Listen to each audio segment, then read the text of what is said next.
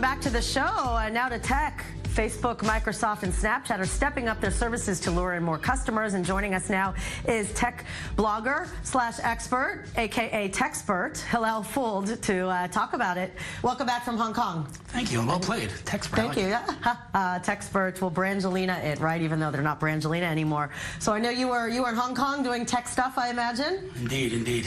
So, okay, so let's talk about some updates to Facebook. So what they're doing now, we know they're getting into the TV game, but this new thing is more of an algorithm nerd thing that's going to help spammers, not spam us. Right. So, you know, we're all dealing with fake news and other different terminology for bad content. Yeah. And it's about time Facebook started dealing with. So now what they're doing is changing the algorithm to demote individuals, not pages, individuals who spam Facebook with all kinds of sensationalist posts like "you won't believe what happened next" and other annoying things like that. And so you'll see less of that in the feed, and pages that leverage those kind of individuals to promote their own page will also get less promotion. And just the concept is really to increase the quality of the feed. As you know, it's deteriorating. And I guess that's natural with the scale that they're dealing with, 2 billion users. It's kind of nuts, but they're changing the algorithm to demote that kind of stuff, and I'm very happy about it because my feed's become a big mess. Yeah, I bet. So, I mean, it literally is just all computer generated. There's no one at the, you know, at the Facebook headquarters like, oh my God, this guy is ridiculous. At it just knows. How does it know? Yeah, I mean, they build an algorithm. I mean, it's obviously a long conversation how algorithms algorithms are built, but not that I can tell you I know all about it, but it's definitely not a person at that scale. You can have a person, you know, dealing with that kind of number, those kind of numbers. But yeah, it's a very blessed initiative to kind of deal with the spammers and all the clickbait and linkbait and all the stuff. Because there's people that have good content that deserves to be shared. All right, 100%. Let's turn to Microsoft getting involved with the Israeli cloud startup called Cloudin. Yes, they acquired the company Cloudin, $50 to $70 million, not exactly disclosed.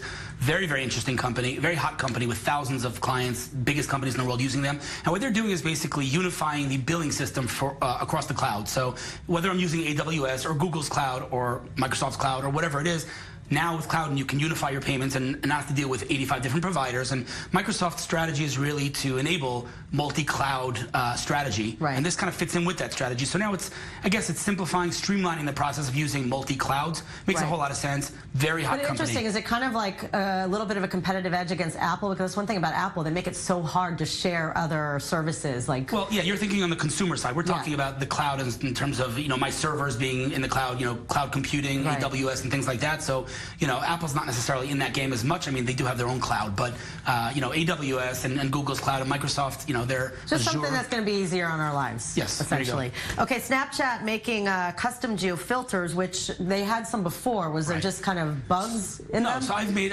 geofilters myself when I visited certain places. Which are what? What are geofilters? Basically, you know, when you're in wherever, Jaffa, Israel, you can add a filter at the bottom that says, you know, you were in Jaffa, Israel, and it's a specific filter that you kind of customize for your location. And I've made them before, and it was a huge pain in the butt to make them. And, you know, it wasn't in the app. You had to do it through their website. It was a real pain. And so now they're just adding it in the actual app, in Snapchat, to enable anybody to add geofilters. It's very simple.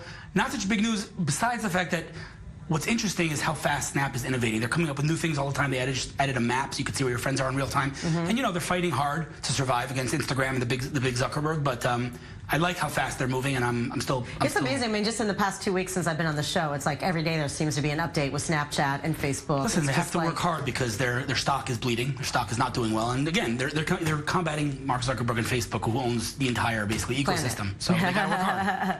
Well, thank you very much. Welcome back. Go get some sleep. And we'll see you next week. All right. Meanwhile, Europe's most active volcano is turning to the moon. The dry and arid topography of Sicily's Mount Etna is the perfect testing ground for future moon missions.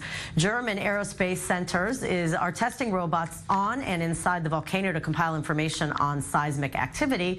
They hope to use their findings to send robots to the moon and Mars, who will then deliver the same information from space and bring it back.